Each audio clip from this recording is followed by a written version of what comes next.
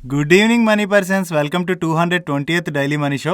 ఈరోజు daily money షోలోని market అప్డేట్తో పాటు 2021లోని ఏ సెక్టర్స్ బాగా పర్ఫామ్ చేశాయి అండ్ సెన్సెక్స్ అండ్ నిఫ్టీలోని టాప్ 10 విన్నర్స్ ఏవి, టాప్ 10 లూజర్స్ ఏవి అండ్ నిఫ్టీ మిడ్ క్యాప్ 100లోని top gainers and top loser stocks ఏవైతే ఉన్నాయో ఆ అప్డేట్తో పాటు మార్కెట్లో ఉన్న ఇంపార్టెంట్ అప్డేట్స్ అన్ని క్విక్గా డిస్కస్ చేసేద్దాం.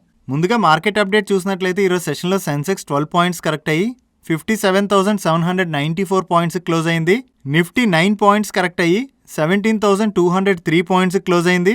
అండ్ ఈరోజు సెషన్లో మిడ్ క్యాప్ ఇండెక్స్ 0.19% కరెక్ట్ అయినట్లయితే స్మాల్ క్యాప్ ఇండెక్స్ 0.21% పెరిగింది అండ్ బ్యాంక్ నిఫ్టీ కూడా 0.05% పెరిగింది. నెక్స్ట్ ఆర్బీఎల్ బ్యాంక్ రిలేటెడ్గా ఏదైతే న్యూస్ వస్తుందో అది మనం ప్రీవియస్ డైలీ మనీ షోలో కూడా డిస్కస్ చేసుకున్నాం కదా. బట్ ఈరోజు మార్నింగ్ మింట్ వాళ్ళు ఒక కన్సర్నింగ్ న్యూస్ అప్డేట్ని షేర్ చేశారు. దీనిలో వీళ్ళు ఏం చెప్తున్నారంటే, ఏదైనా బ్యాంక్ లోన్ ఇచ్చిన తర్వాత ఆ లోన్ వెంటనే రైట్ ఆఫ్ చేయరు కదా. ఇనిషియల్గా వాళ్ళ లోన్ని రికవర్ చేయడానికి ట్రై చేస్తారు.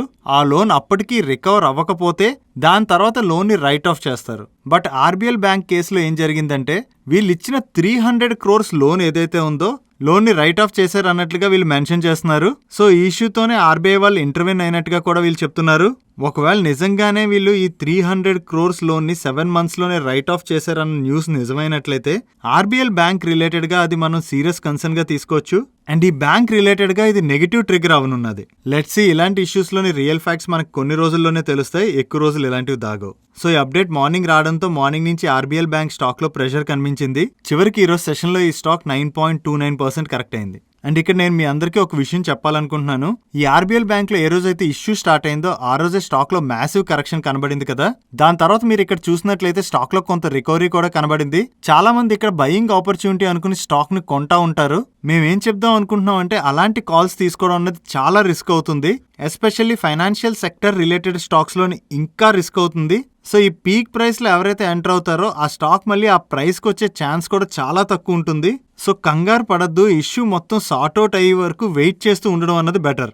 రిస్క్ తీసుకోకండి. మండే రోజు చెప్పాం, బట్ ఈ స్టాక్ మళ్ళీ పెరగడం చూసిన తర్వాత మన సబ్స్క్రైబర్స్ ఎవరైనా బలైపోతారేమో అని చెప్పి మళ్ళీ అలర్ట్ చేయాలనిపించింది. సో అదే కన్సర్న్ తో మళ్ళీ ఒకసారి చెప్తున్నాం, జాగ్రత్తగా ఉండండి. నెక్స్ట్ అప్డేట్ 2021 ఎండింగ్కి వచ్చేస్తుంది కదా. సో ఈ 2021లోని Indian stock market milestones ఏవైతే ఉంటాయో ఆ మైల్ స్టోన్స్ రిలేటెడ్గా బ్లూంబర్గ్ వాళ్ళు ఒక ఆర్టికల్ని పబ్లిష్ చేశారు.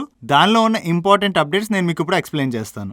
ఈ ఇయర్లోని నిఫ్టీ పర్ఫార్మెన్స్ గ్లోబల్ పియర్స్తో కంపేర్ చేసినట్లయితే చాలా బాగా పర్ఫామ్ చేసింది కదా. ఇక్కడ చార్ట్లో మనం చూడొచ్చు నిఫ్టీ యొక్క పర్ఫార్మెన్స్ ఎలా ఉన్నదన్నది. ఈ ఇయర్లోనే నిఫ్టీ 16,000, 17,000 అండ్ 18,000 మార్క్స్ని కూడా క్రాస్ చేసింది. ఈ 18,000 మార్క్ని క్రాస్ చేసిన తర్వాత మళ్ళీ మార్కెట్లో కొంచెం కరెక్షన్ కనబడింది రీసెంట్గా. ఈ ఇయర్లో సెక్టోరియల్ పెర్ఫార్మెన్స్ చూసినట్లయితే నిఫ్టీ మెటల్స్ అన్నిటికన్నా మంచి రిటర్న్స్ డెలివర్ చేసింది. దాని తర్వాత Nifty IT, Nifty small cap 100, Nifty reality, Nifty mid cap 100, Nifty PSU bank sectors కూడా బాగా పర్ఫామ్ చేశాయి. నెక్స్ట్ ఇయర్లో అప్ టు December 28 వరకు టాప్ మిడ్ క్యాప్ గెయినర్స్ చూసినట్లయితే Adani Total, JSW Energy, Tata Elxsi, IRCTC, Tata Power, Mindtree, Deepak Nitrite, Sona BLW and LNT Technology Services మంచి returns deliver చేశాయి. దాంతో పాటుగా ఉన్న రిమైనింగ్ స్టాక్స్ పేర్లు మీరు ఇక్కడ చూడొచ్చు. అండ్ మిడ్ క్యాప్ 100లో టాప్ లూజర్స్ చూసినట్లయితే Dhani services, RBL bank, Amara Raja batteries, Whirlpool, city union bank and other companies మీరు ఇక్కడ స్క్రీన్ మీద చూడొచ్చు. అండ్ ఇయర్లో నిఫ్టీ మెటల్ సెక్టర్ బాగా పర్ఫామ్ చేసిందని చెప్పి ఇందాక డిస్కస్ చేసుకున్నాం కదా. ఈ నిఫ్టీ మెటల్ ఇండెక్స్ లోని టాప్ గెయినర్స్ చూసినట్లయితే Adani enterprises, Nalco, APL Apollo tubes, Vedanta and Hindustan copper more than 100% gain అయ్యాయి. అండ్ మీకు గుర్తున్నట్లయితే మనం ప్రీవియస్ డైలీ మనీషలో కూడా మార్కెట్ కరెక్ట్ అయిన చాలా సార్లు డిస్కస్ చేసుకున్నాం. నిఫ్టీ ఫార్మా సెక్టర్లోని చాలా మంచి కరెక్షన్ కనబడిందని చెప్పి మీరు ఇక్కడ ఇమేజ్లో చూడొచ్చు. మీకు క్లియర్గా అర్థమవుతుంది నిఫ్టీ ఫార్మా సెక్టర్ ఇయర్లోని తక్కువ పెర్ఫామ్ చేసింది. అండ్ సెక్టోరియల్ పెర్ఫార్మెన్స్లో కూడా చూసినట్లయితే Nifty pharma sector under perform చేసినట్టు మనకు క్లియర్గా అర్థమవుతుంది. అండ్ ఇలాంటి బుల్ మార్కెట్స్లోని సెక్టర్ రొటేషన్ అన్నది కామన్. 2020లో చూసినట్లయితే ఫార్మా సెక్టర్ చాలా మంచి రిటర్న్స్ డెలివర్ చేసింది కదా.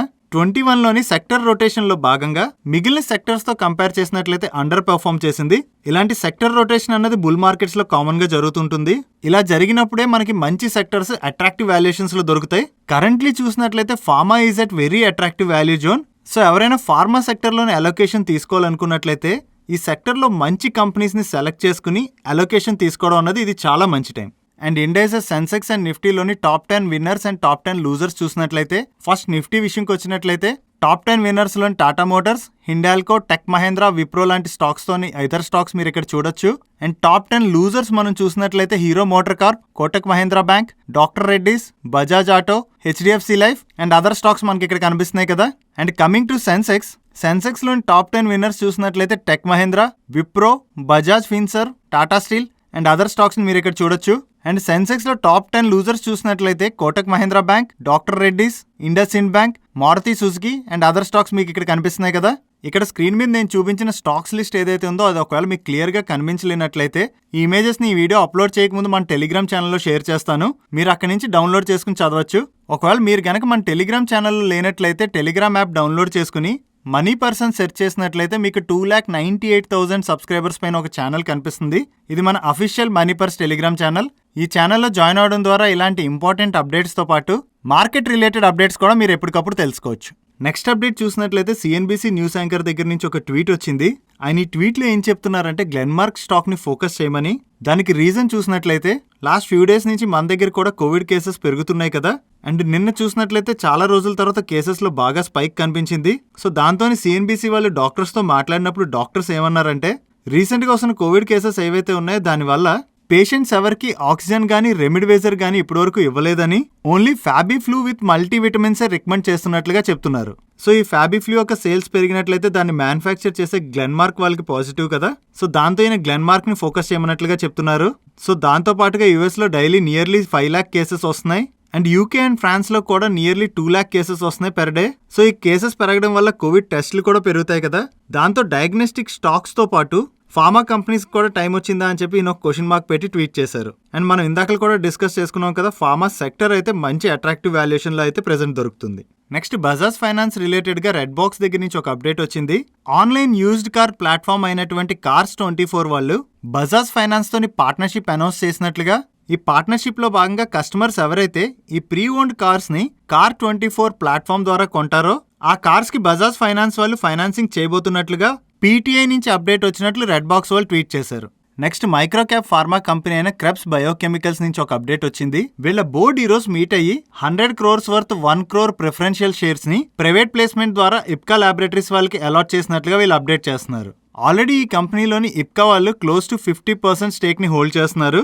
సో ఈ ట్రాన్సాక్షన్ తోని ఈ కంపెనీలోని ఇప్కా వాళ్ళ స్టేక్ పెరుగుతుంది. అండ్ ఈ క్రబ్స్ గురించి మాట్లాడుకోవాలంటే ఇది చాలా చిన్న ఫార్మా కంపెనీ. ఓన్లీ ఇప్కా వాళ్ళు అక్వైర్ చేశారని చెప్పే మనకి స్టాక్ లోని మంచి మూమెంటం కనిపిస్తుంది.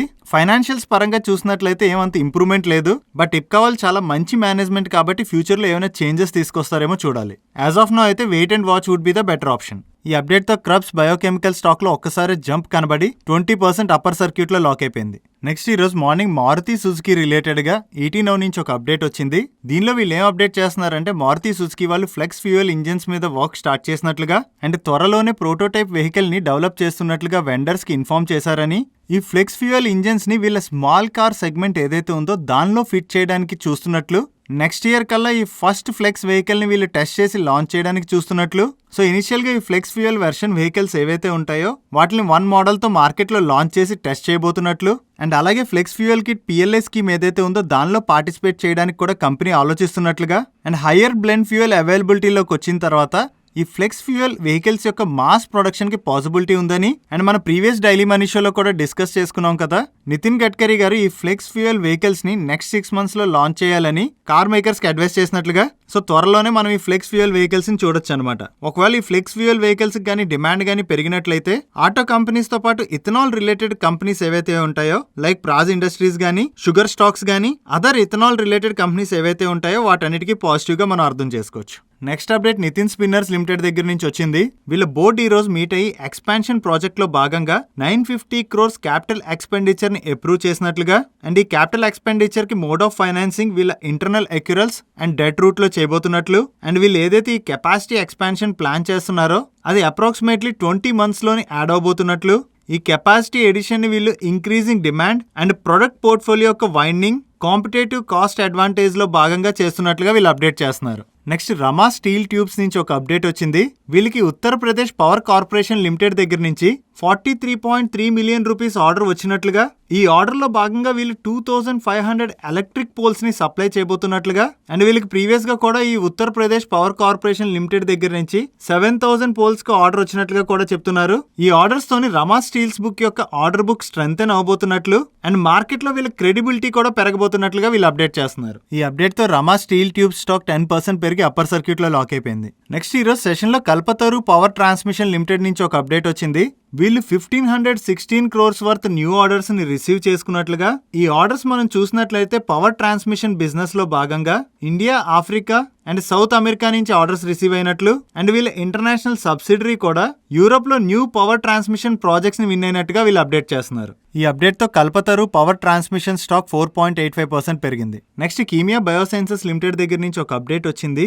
వీళ్ళు బంగ్లాదేశ్ కి ఫార్మాసిటికల్ రా మెటీరియల్ సప్లై చేయడానికి బంగ్లాదేశ్ గవర్నమెంట్ యొక్క directorate general of drug administration and license authority వాళ్ళు రికగ్నైజ్ చేసినట్లుగా, అండ్ ఈ సర్టిఫికేట్ ఒక వ్యాలిడేషన్ ఇష్యూ డేట్ నుంచి 3 years వరకు ఉన్నట్లుగా వీళ్ళు అప్డేట్ చేస్తున్నారు. ఈ అప్డేట్ తో ఈ కీమియా బయోసైన్సెస్ స్టాక్ 20% పెరిగి 56 రూపీస్ కి క్లోజ్ అయింది. నెక్స్ట్ ఫస్ట్ సోర్స్ సొల్యూషన్స్ దగ్గర నుంచి ఒక అప్డేట్ వచ్చింది. వీళ్ళు అమెరికన్ రికవరీ సర్వీసెస్ ని అక్వైర్ చేసినట్లుగా, ఈ అమెరికన్ రికవరీ సర్వీసెస్ అన్నది సౌతర్న్ కాలిఫోర్నియాలోని nationwide legal collection network headquartered గా, ఈ ఎక్విజిషన్ తోని ఫస్ట్ సోర్స్ వాళ్ళు కన్స్యూమర్ డెట్ మేనేజ్మెంట్ సర్వీసెస్ లోని legal stage collections capabilities add అవబోతున్నట్లుగా వీళ్ళు అప్డేట్ చేస్తున్నారు. నెక్స్ట్ వోల్టాస్ రిలేటెడ్ గా రెడ్ బాక్స్ నుంచి ఒక అప్డేట్ వచ్చింది.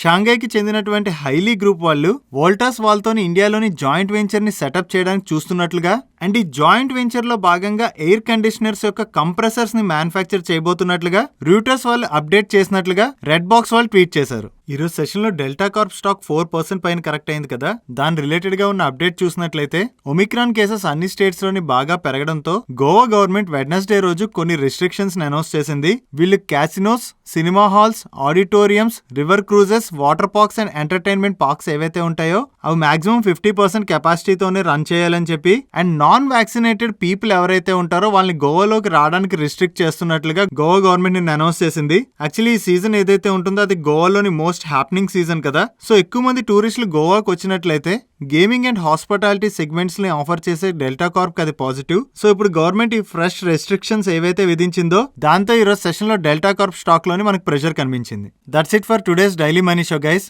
ఈ రోజు డైలీ మనీ షోలో నేను షేర్ చేసిన ఇన్ఫర్మేషన్ మీకు నచ్చినట్లయితే ఈ వీడియోని లైక్ చేయండి, అండ్ అలాగే ఈ video me friends and family members కి హెల్ప్ఫుల్ అవుతుందంటే ఈ వీడియోని వాళ్ళకి షేర్ చేయండి. అండ్ మీరు ఇదే ఫస్ట్ టైం మన మనీ పర్స్ ఛానల్ కి వచ్చి ఛానల్ సబ్స్క్రైబ్ చేయలేనట్లయితే ఇక్కడున్న ఛానల్ సబ్స్క్రైబ్ బటన్ మీద క్లిక్ చేసి ఛానల్ సబ్స్క్రైబ్ చేస్తూ కిందనున్న బెల్ ఐకాన్ లోని ఆల్ నోటిఫికేషన్స్ యాక్టివేట్ చేసుకోండి. నేను చంద్రశేఖర్ పత్రి మరొక ఇంట్రెస్టింగ్ వీడియోతో కలుద్దాం. Good night.